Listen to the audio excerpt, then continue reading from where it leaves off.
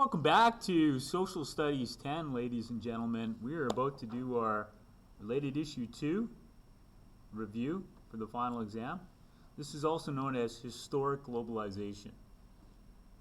I need to make clear that we studied a lot of ancient globalization this year. We looked at the cornerstones of the Egyptian, the Spartan, the Athenian, the Roman, and other civilizations. We looked at how Rome could fall or did fall and how that might parallel a future American fall. That's not on the exam. I need to make that clear. From the ancient part of globalization, expect to see perhaps a reference to the Neolithic revolution. So historically that's the first thing we talked about that could appear on the final. The Neolithic revolution.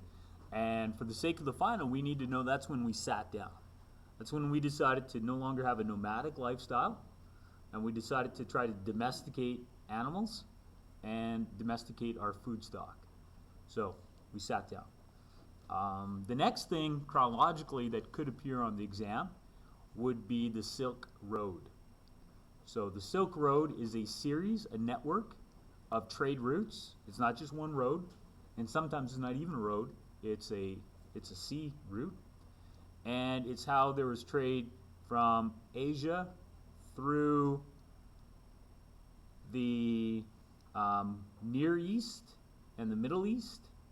So through the central part of Asia, so from China through Central Asia, through places today like Kazakhstan, into the Middle East, places today like Iran and Iraq, and then into Europe. So at the time of the Roman Empire, Rome was trading with China, but they didn't come into direct contact with each other. There's a series of middlemen, of Asian middlemen that facilitated the trade. So you might see the silk trade and the Silk Road, and it was more than just silk that was traded along the Silk Road. It was an exchange of ideas, religions, culture, languages, weapons, technology was traded along the Silk Road. So you may see the Neolithic Revolution, you may see the Silk Road. Another concept that could appear on the historic globalization unit or part of the final exam would be Columbus. We should expect to see Columbus. Now, before you can be tested on Columbus, we have to understand, well, why did Columbus sail west to get east? And he sails west to get east to overcome those middlemen. Rather than trading along the Silk Road, where Europeans had to pay a series of other groups of people, some that they were in conflict with through the Crusades, to deal with the Indian and Chinese people, why not go to India and China directly and trade around your opponents in the Middle East? So he sails west to get east. He tries to get to China and India. And when he gets to the Americas, he thinks he's in India. Hence the mislabeling of the American people, or the indigenous peoples that end up, they were populating what becomes the Americas, as Indian people. So we could see Columbus. We could see the idea of the Colombian exchange. This idea that once Columbus connected the old world, Europe and Asia, with the new world, the Americas, there's an exchange of goods. That, potatoes traveled from the new world back to the old world. And at home in Ireland, we celebrate because we finally have something to eat, at least for a while, until the famines. Tomatoes traveled from the old world to the new world. They actually credit the Renaissance that we'll study next year with this exchange, because there'll be things like coffee beans and things like that begin to be traded more freely around the world. But there's also a darker side of the Colombian exchange, that slaves were traded from Africa to the Americas as a part of the triangle trade. So we might see the transatlantic slave trade in this unit. The transatlantic slave trade, the idea that the new colonies being established in the Americas, they needed workers in South America, in Brazil, in Central America, in the Caribbean islands, and maybe most famously or infamously in the Americas. So people were forcefully taken from Africa and resettled in the Americas to be slave workers. Transatlantic slave trade's a part of the Colombian exchange. So too would be some diseases. We live at a time of a pandemic, so we're very familiar with how disease can travel around the world. Well, COVID-19 traveled quickly around the world because we were so connected today, globalization. But when the old world and the new world were isolated from each other, diseases didn't travel from one to the other until Columbus. The Columbian exchange allowed American diseases to come back to Europe, like syphilis, and allowed European diseases to come to the Americas. So, new diseases like smallpox that the Americans hadn't seen before were brought here by the Europeans. And that decimated many people, probably most famously the Beothuk, or the Beothic people of Canada's Atlantic region, Newfoundland, that there's no more. There's no more Beothic people because of some of the disease and consequences of first contact. So we talked about first contact, this idea of when groups come together for the first time. And in the Canadian sense, we ended up seeing how economics drove first contact, the fur trade. We also looked at first contact that Columbus made in the Caribbean islands, and we ended up doing basically a judgment of Columbus. To what extent was he a good guy, or to what extent was he not a hero, but maybe a villain? So we looked at the actions of Columbus and his men and how they ended up brutally torturing people in the Caribbean islands, forcing them to work for them and things like that. We also looked at Pizarro and Cortez and the Spanish Empire, decimating the Aztecs and others. We looked at the settlement of the Americans in Jamestown in the first decade of the 17th century and how they went through a winter of suffering. But as a consequence of that, they ended up establishing a permanent colony in Jamestown, and that's where the idea of America really began. With the tobacco industry, that was their cash crop that they sent money back to Europe and provided them some kind of financial support to expand. And they had some relations with the Powhatan tribe of the region that at times led to open warfare. So we looked at the consequence of globalization coming to the Americas. We looked at some wars in Canada between the British and the French and their Indigenous allies on both sides. But then we switched our focus to China. And we looked at what we called the century of shame in China.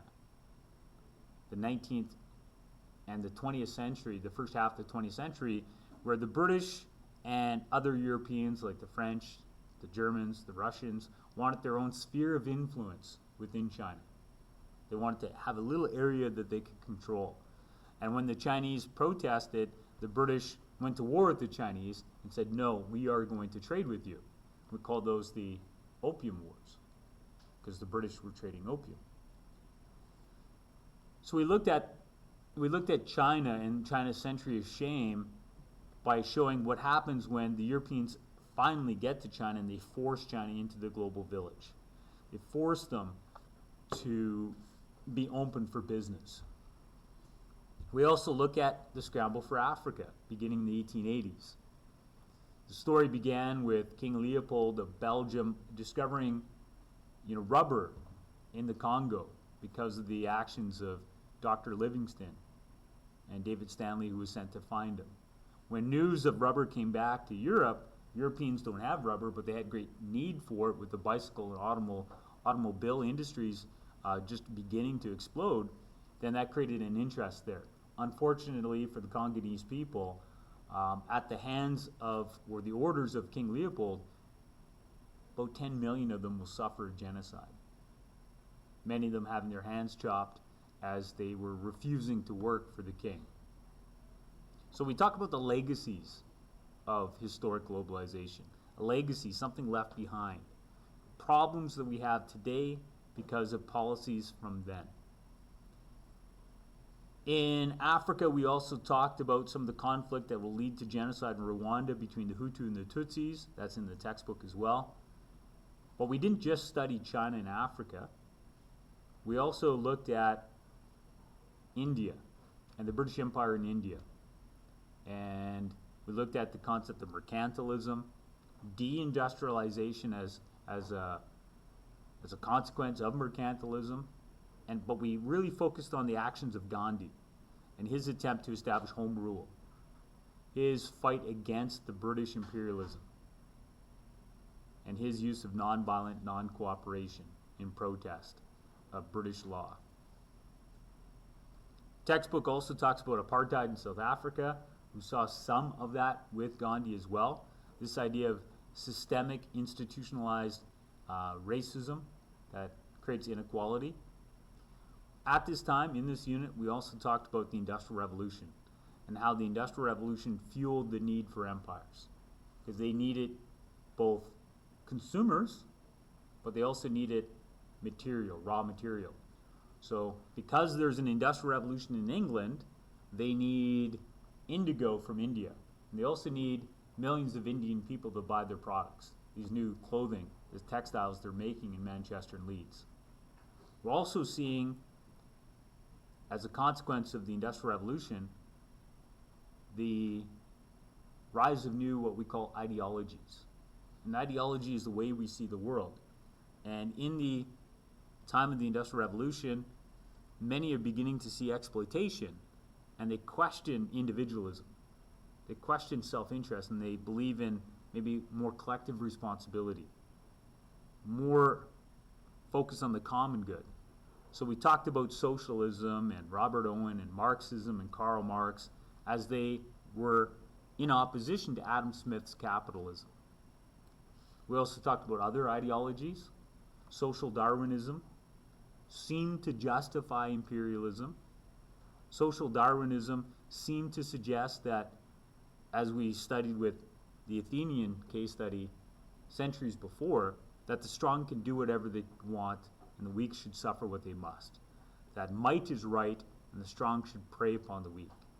That in nature the strong feed on the weak, and therefore it was only natural for humanity to do the same.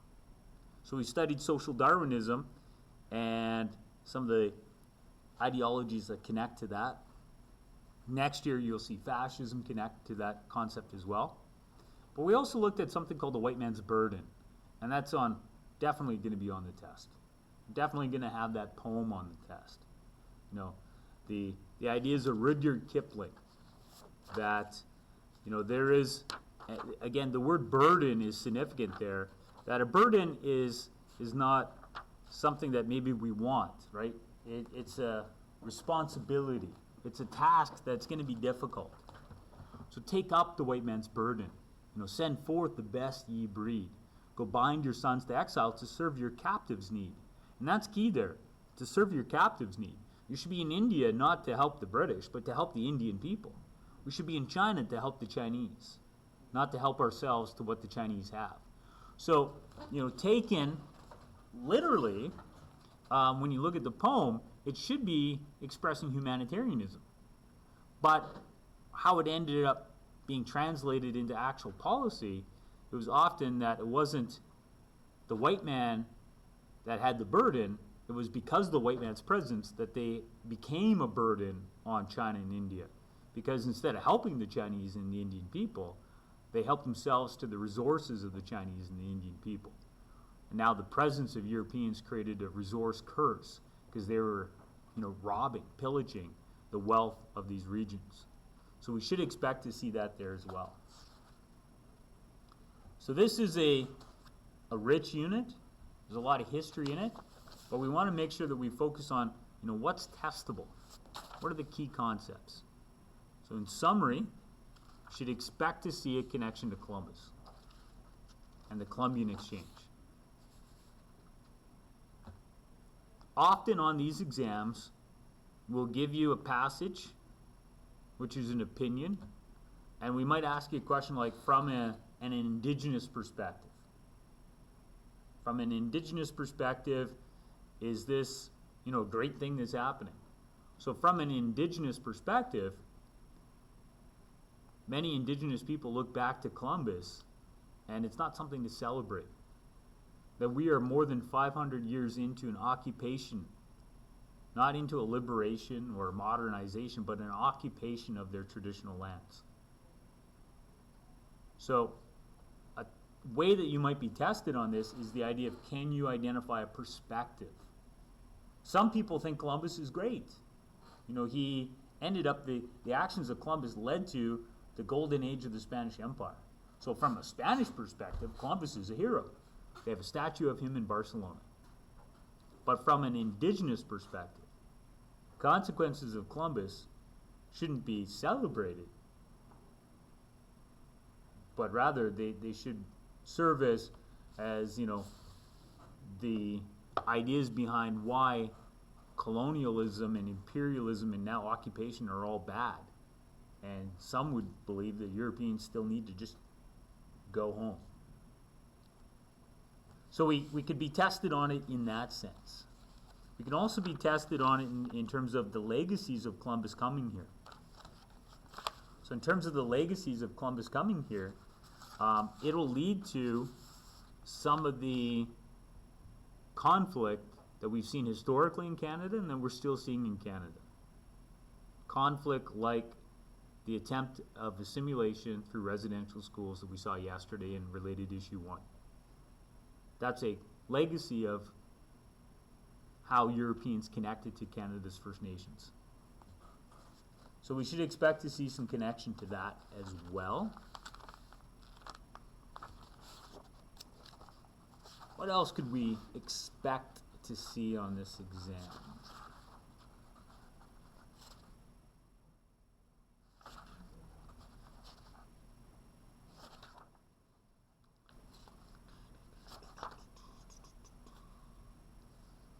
From the historical globalization part,